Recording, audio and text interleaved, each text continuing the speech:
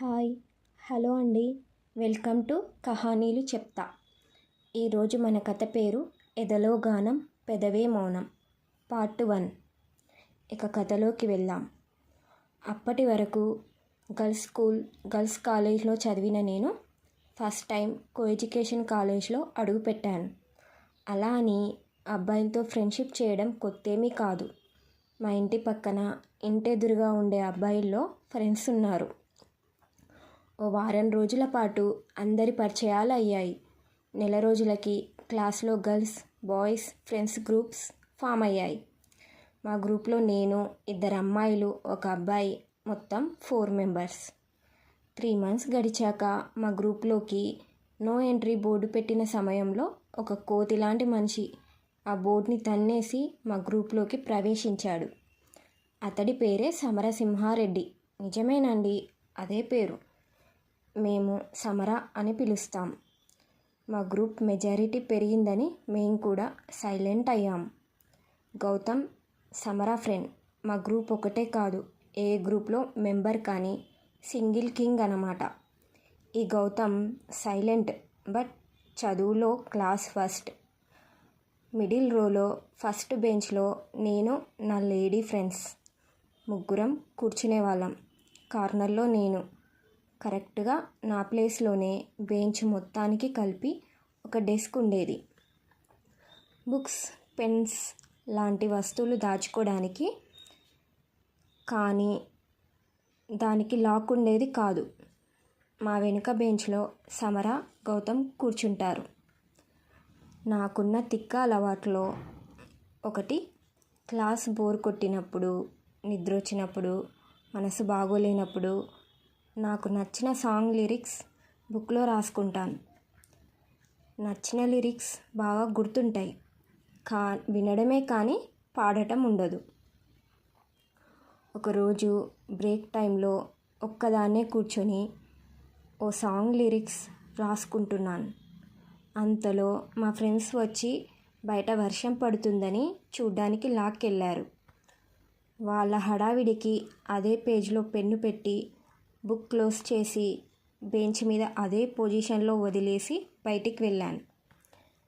Break time అయిపోయింది. లోపలికి వచ్చేసాం. మేము లోపలికి వచ్చేసరికి క్లాస్లో అందరూ ఉన్నారు, లెక్చరర్తో పాటుగా. సైలెంట్గా వచ్చి కూర్చొని క్లాస్ వింటున్నాం.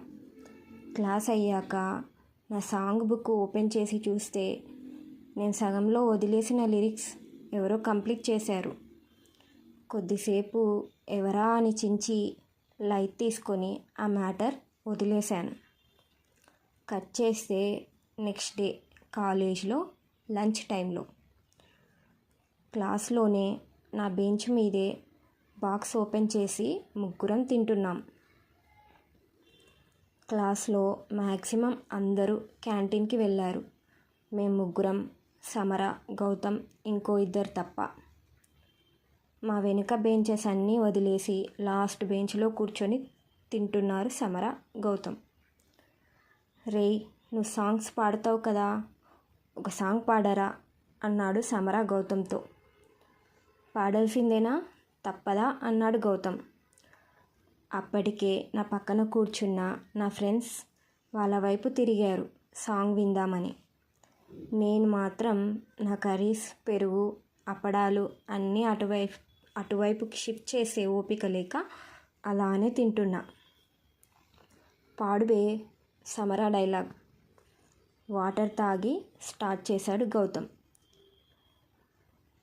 అదేనండి, తాజ్మహల్ మూవీలో సాంగ్ ఉంది కదా, అది పాడడం మొదలుపెట్టాడు. నేను షాక్. అది నేను ముందు రోజు నా బుక్లో రాసుకున్న సాంగ్. నేను రాసిన దగ్గర నుండే పాడాడు. అంటే ఆ మిగతా సాంగ్ రాసింది ఈ గౌతమ్. వెనక్కి తిరిగి కోపంగా ఓ లుక్ ఇచ్చాను. నన్ను చూసి చూపు మార్చి గాల్లోకి చూస్తున్నాడు. కానీ అతని వాయిస్ మాత్రం చాలా బాగుంది. కట్ చేస్తే నా బర్త్డే రోజు. అందరూ విషెస్ చెప్పారు, ఈ గౌతమ్ తప్ప. లంచ్ టైం అయ్యాక నా బెంచ్ డెస్క్లో గిఫ్ట్ ప్యాక్. పేరు ఊరు ఏమీ లేదు. అది గౌతమ్ పని అని గెస్ చేశాను. అతన్ని అడిగాను. నేను కాదు అన్నాడు. ధైర్యం ఉంటే చేతికివ్వాలి అంటూ 2-3 స్ట్రాంగ్ డైలాగ్స్ కొట్టాను. బయటపడతాడేమో అని. నో యూస్, బయటపడలేదు. ఆ గిఫ్ట్ అలానే డెస్క్లో పెట్టేశా. కట్ చేస్తే అది ఎగ్జామ్స్ టైం. నాకు ఫుల్ ఫీవర్. ఎగ్జామ్ రాసే ఓపిక లేక ఏదో రాసేసి బయటికి వచ్చేసాను. అప్పటికి ఇంకా నా ఫ్రెండ్స్ ఎగ్జామ్ రాయడం పూర్తవ్వలేదు. అందరూ ఎగ్జామ్ హడావిడిలో బిజీగా ఉన్నారు. ఎగ్జామ్ హాల్ నుండి బయటికి రాగానే ఫుల్ హెడేక్. కళ్ళు గిరగిరా తిరుగుతుంటే నిలబడిన చోటే కూలబడ్డానికి రెడీ అవుతున్నా. ఈ గౌతమ్ ఎగ్జామ్ హాల్ నుండి నా వైపే వస్తున్నాడు. మొత్తానికి కింద పడిపోయా. ఆ తర్వాత ఏం జరిగిందో గుర్తులేదు. కళ్ళు తెరిచి చూస్తే హాస్పిటల్ బెడ్.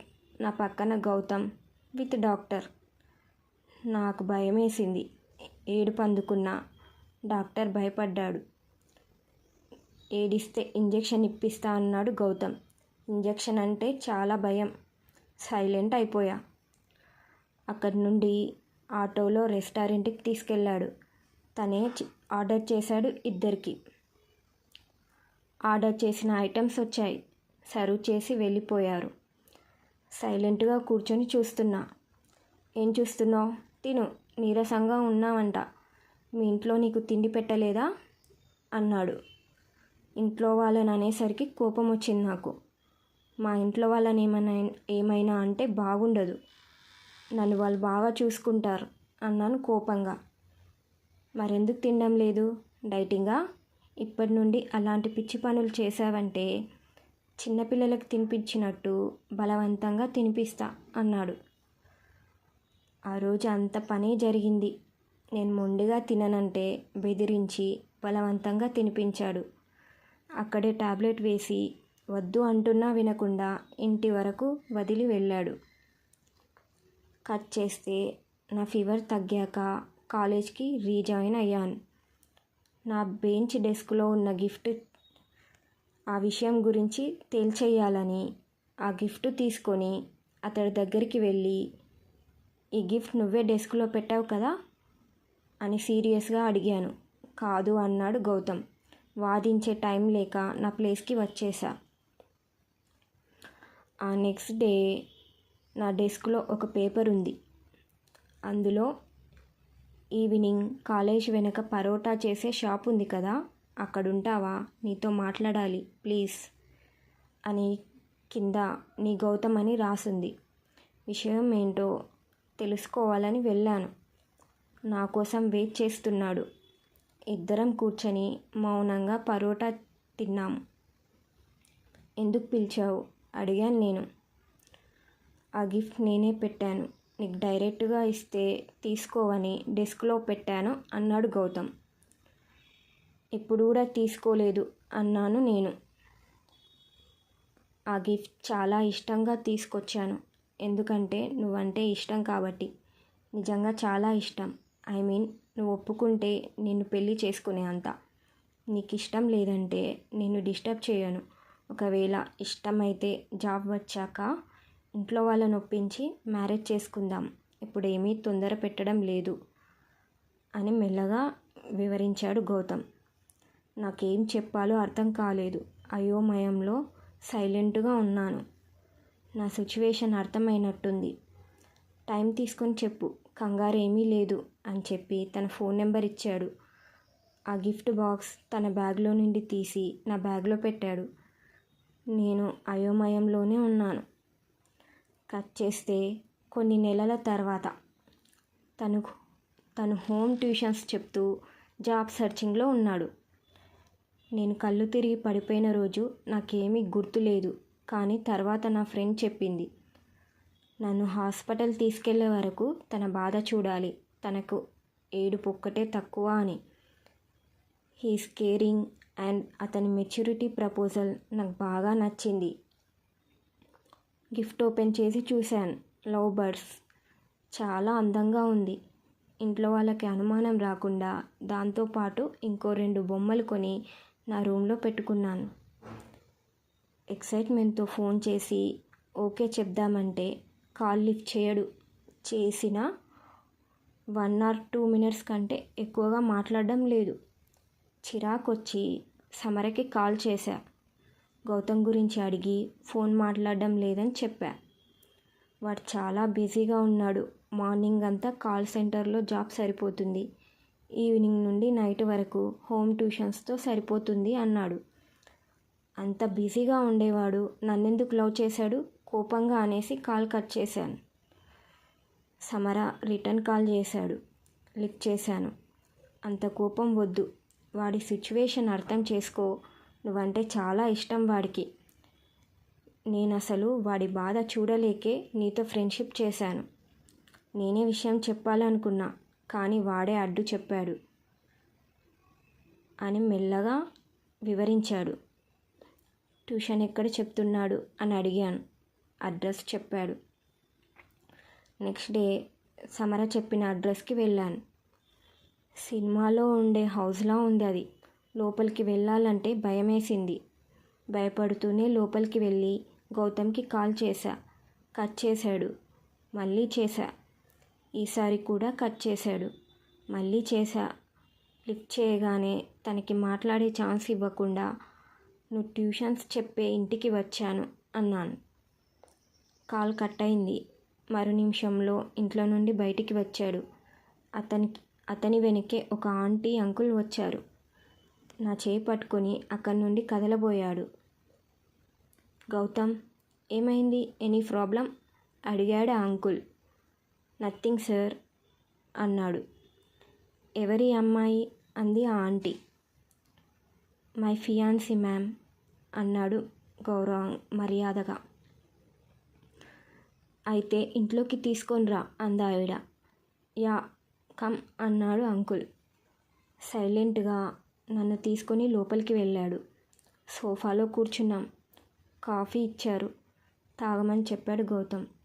తాగేశాను. నేను తనని పంపించి వస్తాను సార్ అన్నాడు వాళ్ళతో. పర్లేదు, ఈ రోజుకి క్లాస్ వద్దులే, తనకి హోంవర్క్ నేను చేయిస్తాను అన్నారు అంకుల్. థ్యాంక్ యూ సార్ అని చెప్పి అక్కడి నుండి కదిలాడు. తన వెనుకే నేను. ఇద్దరి మధ్య సైలెన్స్. కోపం వచ్చిందేమో అనుకుంటూ డల్గా ఉన్నాను. ఆటో ఆపి ఇద్దరం ఎక్కాం. ఎలా వచ్చావు అడిగాడు నార్మల్గా. చెప్పానంతా. ఆటో, బస్, అడ్రస్ అడుగుతూ వచ్చానని. నా హ్యాండ్ పట్టుకొని, రిస్క్ అవసరమా నీకు?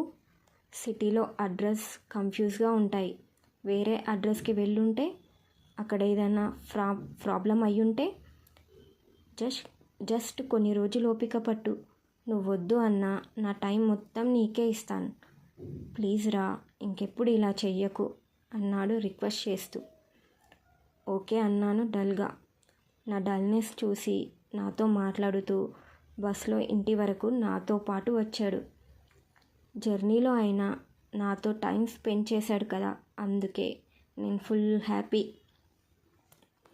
కట్ చేస్తే ఆ రోజు తర్వాత వారం రోజులకి కాల్ చేసి, అమ్మకి బాలేదు, నేను ఇంటికి వెళ్తున్నాను, అక్కడ సిచ్యువేషన్ చూసి నీకు మళ్ళీ కాల్ చేస్తా, నువ్వు కంగారు పడకు, జాగ్రత్త అని చెప్పాడు. మనసులో బాధగా అనిపించింది, కానీ సరే అని సమాధానం ఇచ్చాను. అంతే. తను వెళ్ళి 1 month అవుతుంది. ఆ 1 monthలో ఎన్ని కాల్స్, ఎన్ని మెసేజెస్ చేశానో, కానీ తన ఫోన్ కలవలేదు. పిచ్చిదానిలా తయారయ్యా. ఫోన్ మోగితే తనేనేమో అని సంతోషం, తను కాదు అని మళ్ళీ బాధ. ఎవరికి చెప్పుకోలేని బాధ. నాలో నేను కుమిలిపోయాను. ఇంకా ఉంది. ఇది part 1 మాత్రమే. అసలు ఈ గౌతమ్ ఏమయ్యాడో part 2లో తెలుసుకుందాం. మరిన్ని కథల కోసం మన ఛానల్ని సబ్స్క్రైబ్ చేసుకొని ఫాలో అవ్వగలరు.